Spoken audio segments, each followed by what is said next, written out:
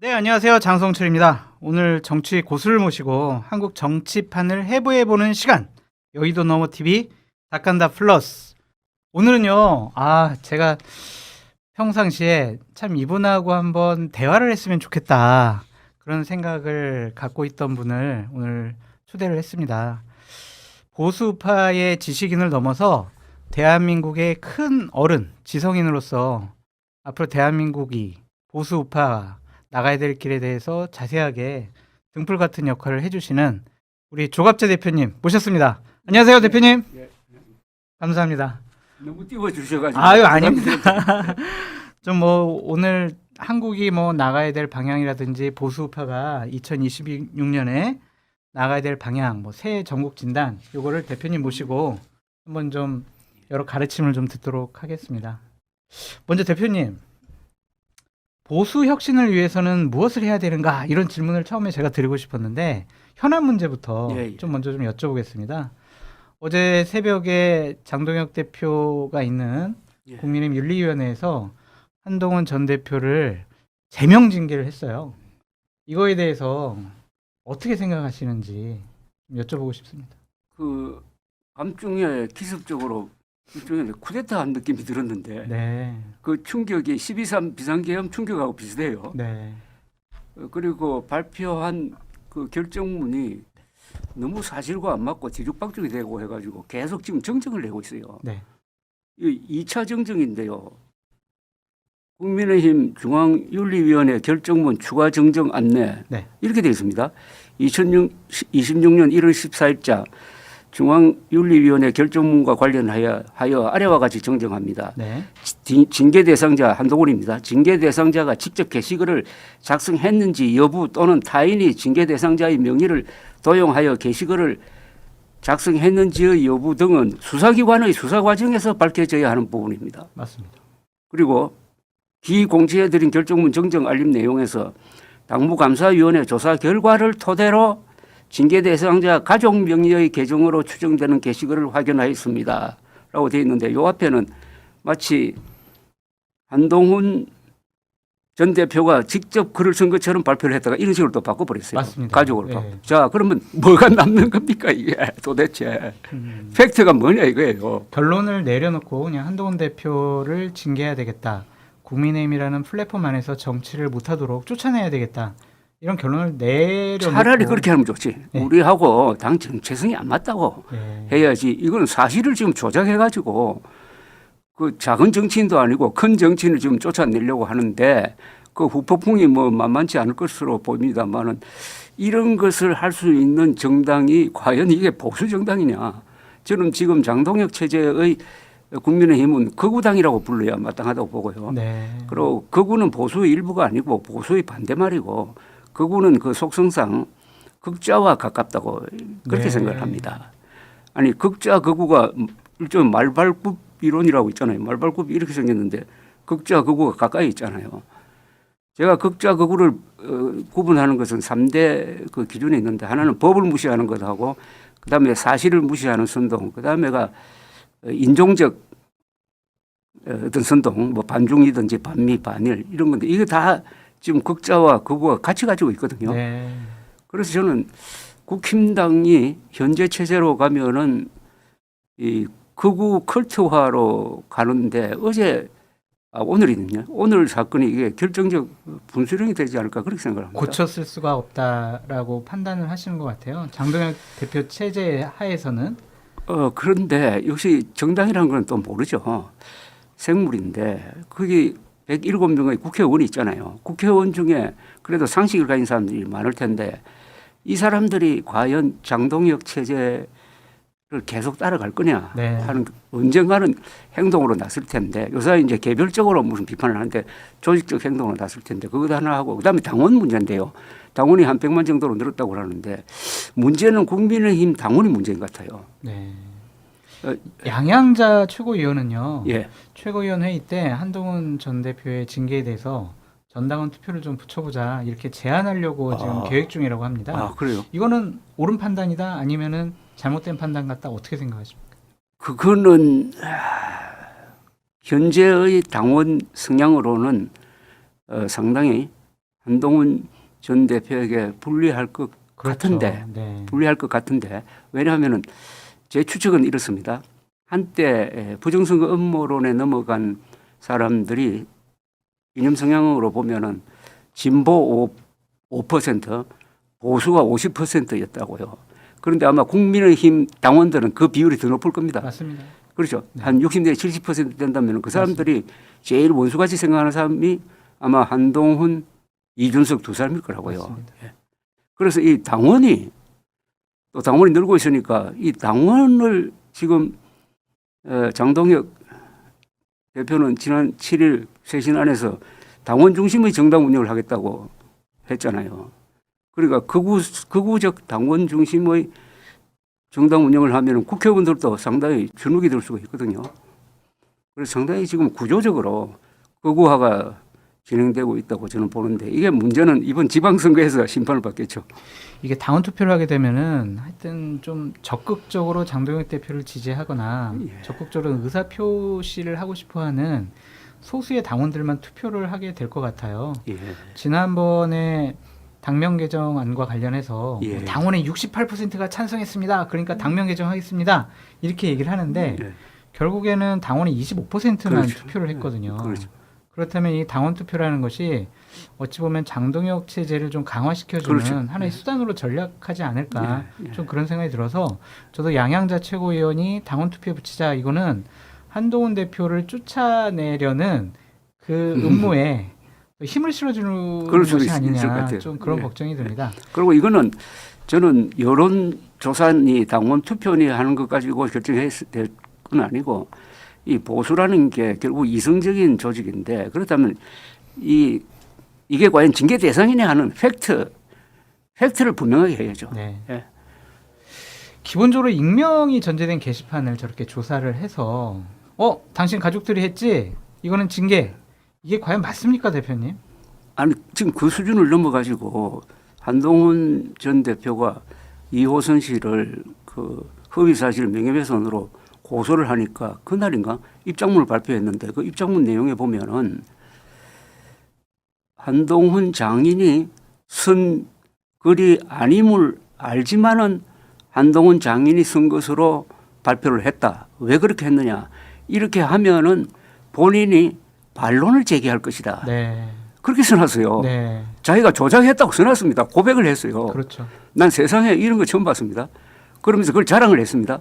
우리가 얼마나 공정하게 하는지를 보여준다. 즉 반론권을 줬다는 거예요. 네. 그럼 이 정도 수준이면요.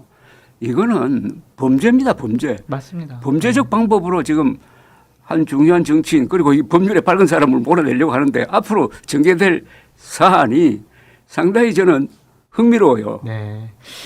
대표님 글을 저도 이제 매일매일 이렇게 자세히 살펴보는데 왜 이렇게 한동훈 전 대표를 인정하시고 보수의 미래 지도자라고 이렇게 격려를 많이 해주시는 이유가 있으신가요? 저는 뭐 케이스 바이 케이스로 하는 사람이고 옛날에는 또 한동훈 전 대표 비판을 많이 했습니다. 예컨대 그 양성태 대법원장을 몰아붙이고 이재용 삼성 부회장을 그렇게 해가지고 다 1심에서 무죄 나왔잖아요. 네. 그때 비판을 많이 했는데 많이 달라진 것은 역시 12월 3일 비상계엄 네. 그날 제가 텔레비로 쭉 보고 있었는데 갑자기 비상계엄 선포한다고 그러던데 앞에 딱 한 줄이 나왔잖아요. 한동훈 계엄은 잘못된 것 국민과 함께 먹겠다. 국회로 간다. 그다음에는 공무원들은 부당한 명령에 부역하지 마라. 맞습니다. 예, 저는 딱 이거 보고 네. 끝났다고 생각했거든요. 아, 네. 끝났다고 생각하면 나는 그 순간에 계엄 해제 결의 나오기 전에 제 유튜브에 바로 올랐습니다. 오늘 안으로 끝난다고. 네. 오늘 밤중으로 해제된다고. 역사적 역할을 한 거예요. 네. 예, 그래서 그 앞에 문제점을 뭐 굳이 파헤쳐가지고 양비론으로 할 필요가 없겠다 하면서 쭉 1년 동안 관찰을 했는데 이분이 말과 글이 되는 사람이고 그 행동이 빠르대요. 빠릅니다. 예. 예, 행동이 빠르고 그리고 법리에 워낙 밝고 예, 그리고 상황 판단이 정확하고 또 이번 론스타 소송에서 보여주었듯이 그 보통 사람이 하기 힘든 일을 하더라고요. 예, 근데 그때 한국 돈으로 약 7조 원의 소송을 걸었잖아요. 론스타가. 네. 그런데 사실상 저분이 법무장관으로 있을 때 사실상 이긴 것과 마찬가지거든요. 7조가 깎여가지고 4천억만 내면 된다고 하면은 보통 사람 같으면 여기서 끝낸다고. 네. 예.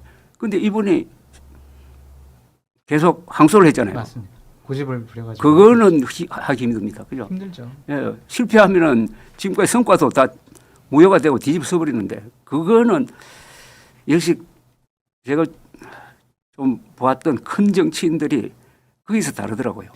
법조인의 마인드를 아직도 버리지 못한 거 아니냐, 정치인으로서의 변신이 좀 부족한 거 아니냐. 예를 들면 이 단계 관련해서도 작년에 당대표였을 때 이 사실이 논란이 됐을 때 어느 정도 좀 입장 표명을 하고 정리하고 넘어갔으면 지금 이러한 곤혹스러운 일을 당하지 않았을 거 아니냐. 이러한 평가나 비판도 좀 있습니다. 그런 생각을 할 수 있다고 생각해요. 그런데 요 사안에서 잘 모르면 네. 관전자는 그렇게 이야기할 수 있을 것 같아요. 네. 그런데 요 사안을 정확하게 알면은 그렇게 할 수가 없고 그렇게 해서는 안 된다고 생각이 들더라고요. 네. 그러니까 우선 한동훈 전 대표는 글을 안 썼잖아요. 자기가 쓴 글이 없습니다. 네. 그다음에 자기 가족이 쓴 글은 있어요. 네. 가족이 쓴 글 대부분이 괜찮은 글이에요. 네. 그건 별 문제가 없어요. 욕설도 없고. 네. 그다음에 욕설이라고 하는 것은 아까 그 이호선 씨가 자백을 했듯이 한동훈 장인이 쓴 것처럼 다른 사람이 쓴 걸 가족이 쓴 것처럼 이렇게 조작을 한 거예요. 그게 문제예요. 무슨 목걸이 채워가지고 끌고 다녀야 된다는 그런. 그러니까 내가 들여다봐도 이것 가지고 사과하는 거는 옆에서 사과하라고 하니까 분위기 맞춰주기 위해서 자기가 잘못한 것도 아닌데 사과하는 거하고 마찬가지예요. 네. 그러니까 한동훈 입장이 되면 절대 사과할 수 없을 것 같아요. 네. 예. 지금은 방금 전에 이제 기자회견을 했었거든요. 그래서 본인은 이제 재심은 청구하지 않겠다. 그리고 법적으로는 좀 사실관계를 좀 다퉈 보겠다 이런 입장인 것 같습니다. 이러한 대응은 어떻게 생각하세요? 이거는 끝까지 가야 된다고 생각해요. 끝까지 가야 된다. 그러니까 나는 사실관계를 밝혀야 된다. 가처분 신청도 해야 된다고 생각합니다. 네. 가처분 신청해가지고 우선 팩트는 명확해야 돼요. 네. 이거 명확하지 않으면 뒤집어 쓴다고. 네. 그러니까 그걸 판결을 통해서 받든지 어떻게 하든지. 예. 장동혁 대표의 국민의힘에 가까운 아니면 먼 미래 어떻게 좀 평가를 하세요? 예를 들면은 윤건희 부부에 대한 선고가 2월 중순에 나올 것이고 또 중요한 지방선거가 있지 않겠습니까? 지방선거를 장동혁 체제로 치를 수 있다라고 전망하세요? 그거는 국민의힘 국회의원들, 당원들이 결정할 문제인데요. 네. 지금 뭐 중구난방식으로 여러 가지 심한 비판을 많이 하긴 하는데 네. 그 사람들이 세를 이루어 가지고 몰아내 가지고 비상대책위원회로 가기에는 아직도 절박감이 둔한 것 아니냐 하는 생각이 들고 네. 그런 말하자면 일종의 반란을 일으키려면 그 핵심이 한동훈 전 대표 계열의 한 20명 정도 이런 사람들이 뭉쳐야 되는 것 아닙니까? 네. 그죠? 그리고 다른 사람들도 이렇게 하고 하는데 그럴 용기가 있는지 하는 데 대해서는 저는 다만 앞으로 진행될 상황에서 더 어려운 일들이 계속 터지고 이번에 제명했을 때의 그 후폭풍이 어느 정도냐 하는 것을 보면은 그래도 저는 장동혁 체제로 선거를 치를 가능성이 더 높지 않느냐. 각종 그런 여론조사를 생각이 보면은 듭니다. 뭐 앞서 나갔던 서울이라든지 아니면 강원도라든지 아니면 부울경이라든지 이런 곳도 대단히 어렵다라는 여론조사가 계속 나오고 있거든요. 장동혁 체제로 가면 선거가 질 거라고 뻔히 생각이 드는데도 그렇죠. 의원들이나 후보자들이 움직이지 않을 가능성이 높다라고 보시는 거네요. 그만큼 이해관계가 절박하지 않고 이해관계가 진짜 절박한 사람은 장동혁이 대표하고 있는 거구파 아닙니까? 네. 거구파는 이번 선거판에서 뭐 구의원이든 군의원이든 시의원이든 이런 자리 많이 좀 차지하려고 하지 않겠습니까? 근데 그 차지할 자리가 수도권에는 거의 안 되잖아요. 그죠? 네. 주로 경상도 지역일 것 같은데 맞습니다. 거기 이제 몰리면은 기존 세력하고 그때 이제 거기서 이제 좀 충돌이 일어날 것 같아요. 네. 그래서 공천 과정이 상당히 좀 시끄러울 것 같고 생각이 그러면 또 사고도 나고 폭로도 생기고 하니까 네. 대표님께서 결정권을 갖고 있어요. 그러면은 자 국민의힘 이번 지방선거 위기기에서는 첫 번째, 두 번째 이렇게 해야 된다라고 조언을 해주시면 그건 뭐 전번부터 한 이야기인데 네. 제일 표가 많은 한동훈 전 대통령을 모셔와가지고 선거대책위원장을 맡기든지 그렇게 네. 해야지. 장동혁 체제가 그대로 유지되더라도 네. 한동훈 전 대표와 함께 손잡고 선거 치러야 그렇게 된다. 해야죠. 그렇게 할 수 있는 게 정치 아니겠습니까? 그럴 가능성이 없어 보입니다. 가능성이 오히려 없어요. 그래서 장동혁 저는 대표는 이준석과 지금 손잡는 모습을 보이고 있잖아요. 없는데 네. 원론적으로 하는 이야기예요. 네. 원론적으로 하고. 그다음 우리나라 뭐 정치사에서 그런 획기적인 게 제일 대표적인 게 6.29 선언 같은 건데, 네. 예, 그 DJP 연합이라든지 그건 거기 하는 사람들 전두환 노태우라든지 김종필, 김대중 같은 큰 정치인이 할 수 있는 것이. 그런데 논리상은 지난 4월 7일 계엄에 대해서 사과했잖아요. 네. 그건 뭐냐 하면은 한동훈 노선이 옳았다는 것을 인정한 거거든요. 네. 그렇지 않습니까? 네. 본인도 18명 중에 한 사람으로 해제 결의안에 가표를 던졌고 사실은 그대로 하면은 한동훈 전 대표 찾아가서 그동안에 우리가 너무 괴롭혀서 죄송하니까 우리를 지도해달라고 하는 게 맞지. 네. 그런 논리 모순을 스스로 하나 만든 거죠. 네. 장동혁 대표의 보수파의 미래, 지방선거 전망은 대단히 좀 암울하게 보시는 것 같다. 좀. 그런데 그런 생각이 저는요, 들고요. 우선 장동혁 전 대표가 선거 승리에 관심이 없다고 봅니다. 아, 네. 아니 선거 승리에 관심이 있으면은 한동훈 전 대표를 이 시점에서 제명하는 걸 하겠습니까? 아, 제가 그쪽 분들하고 얘기를 나눠봤는데 이런 논리예요. 부피만 커져봤자 소용이 없더라. 그래요, 맞습니다. 우리끼리 뭉쳐야 된다. 그렇습니다. 예. 이재명 봐라, 개딸들 뭉쳐가지고 결국에는 대통령 자리 차지하지 않느냐. 우리도 우리에게 다른 얘기하는 사람 다 쳐내버리고 우리끼리, 우리 당원들끼리, 우리랑 인연과 노선이 같은 사람끼리 먼저 뭉쳐야 된다. 다른 사람 쳐내야 된다. 이런 생각을 강하게 갖고 그거죠. 있더라고요. 그러니까 우리 이번 지방선거에서 극우파들을 일단 많이 공천해가지고 많이 당선시키는 걸 제1 우선순위로 하고 네. 그 다음에 뭐 서울이라든지 부산 같은데 당선되었으면 좋겠고 당선 안 돼도 좋고 네. 어쨌든 자기들의 그 점을 확실하게 하겠다는 그걸 제일 목표로 하고 있으니까 이런 짓을 지방선거는 안- 관심이 안다고 없고 보는 것 아닙니까? 자신의 당대표로서의 당내 지위를 강화하는 데만 그렇죠. 혈안이 되어 있다. 그러니까 우리가 이렇게 보통 정상적으로 생각하면은 지방선거에서 참패하면은 물론 난다고 보는 게 정상적인데 물론 나지 않을 가능성도 있다고 봅니다. 네. 아니 극우파라는 사람들의 행태를 보면 알아요. 네. 극우파는 부정선거 음모론자인데 맞습니다.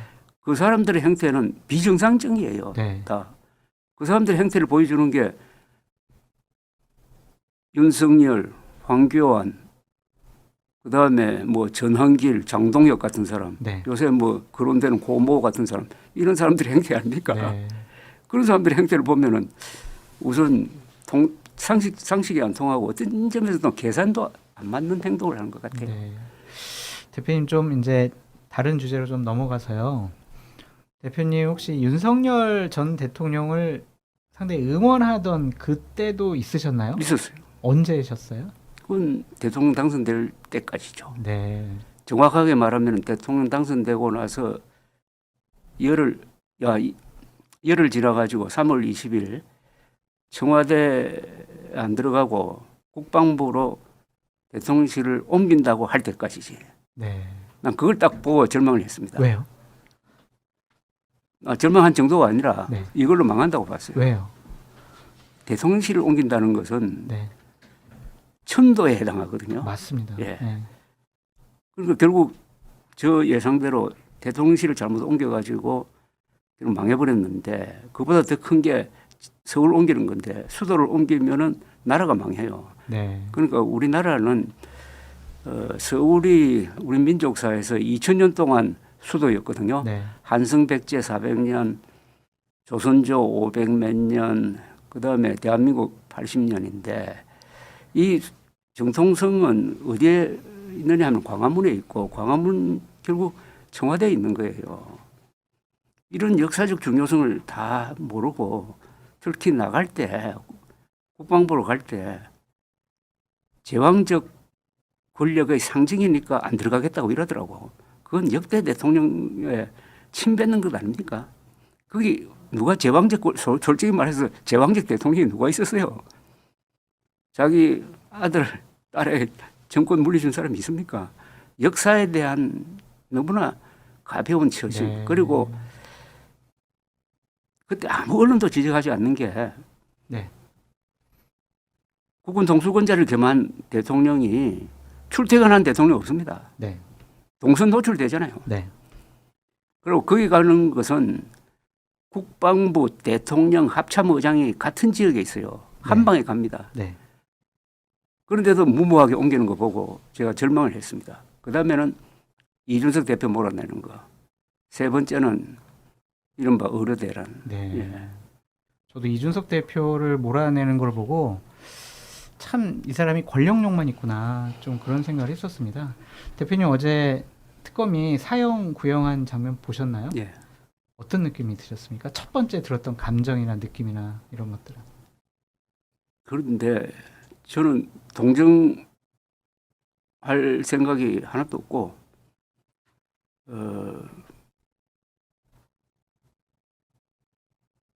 이 지도자면은 네. 지도자의 미학이 있어야 되거든요. 네. 지도자는 멋지게 보이고 당당하게 보이고 특히 어려울 때 네. 흔들리지 않는 모습을 보여야 네.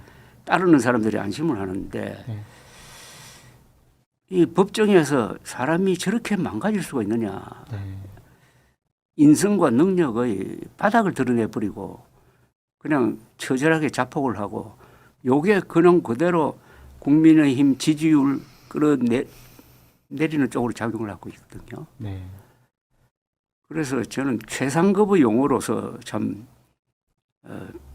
평가를 하려고 하는데 저는 윤석열 전 대통령은 영구적으로 격리돼야 될 사람이라고 생각합니다. 영구적으로 격리. 그 방법은 두 가지가 있는데요. 네. 왜냐? 위험한 사람이에요. 위험해요. 맞습니다. 아니 지금 솔직하게 말하면 국힘당을 장악하고 있는 극우파의 교주가 윤석열 아닙니까? 맞습니다. 예. 어제 밤에 그런 일이 있었고 오늘 새벽에 있었던 한동훈 전 대표 몰아내는 것도 그 배후 세력은 윤석열로 봐야 되니까요. 네. 가장 위험합니다. 한국 네. 민주주의를 위해서도. 그리고 절대 용서할 수 없는 게 부정선거 음모론이에요. 네. 부정선거 음모론과 저는 2020년 4월부터 계속 싸워왔는데 2024년 4월 선거로서 정리가 됐어요. 그때 아시다시피 그때 장동혁 사무총장이 끈질기게 요구해가지고 개표 과정에서 손으로 계산하는 과정을 하나 더 넣었습니다. 2,800만 표를 개표했는데 한 표도 틀리지 않았어요. 그래서 끝났습니다. 그럼요. 그런데 윤석열 나타나가지고 부정선거 확인하기 위해서 뭐 선관위를 습격했다 이렇게 하면서부터 다시 재생해가지고 걷잡을 수 없게 된 것 아닙니까? 네. 그리고 이것 때문에 결국 보수가 이 문제 해결하지 못하면 보수 망합니다. 맞습니다. 특히 보수 지식인들 여기에 넘어갔던 보수 지식인들 정치인들. 네. 그래서 저는 마지막 특히 이것도 참 가냘픈 희망이었는데 어제 최후 진술에서 이 부분만은 분명히 해야 된다고 생각했어요. 네. 네, 하여튼 아직도 망상과 환상에서 벗어나지 못한 것 같다. 그러면 구제불능입니다. 윤석열 전 대통령은 참 바보 같은 질문인 것 같은데요. 보수가 아니었죠? 이념적으로 그러니까 우리 보수 지식인들이 반성해야 될 부분은 그렇죠. 네. 문재인에 반대하면 무조건 보수다. 네. 지금도 그렇죠. 이재명에 반대하면 무조건 보수다. 진영 논리. 네. 특히 보수 지식인들의 진영 논리가 윤석열을 괴물로 만들었습니다. 네. 수많은 실정을 할 때 보수 지식인들이 비판하지 않고 다 박수 쳐가지고 팬클럽 같은 역할을 했잖아요. 맞습니다. 그러다가 같이 지금 구렁텅이에 빠져가지고 네. 그리고 보수 지식인들이 망가진 게 지금 보수층은 지금 있다고 봐요. 네. 보수층은 아주 근저하다고 보는데 보수 지식인이 윤석열 박수 부대로 활동하다가 이렇게 되고 그거와 연동돼 가지고 보수당이 극우가 되어버렸죠.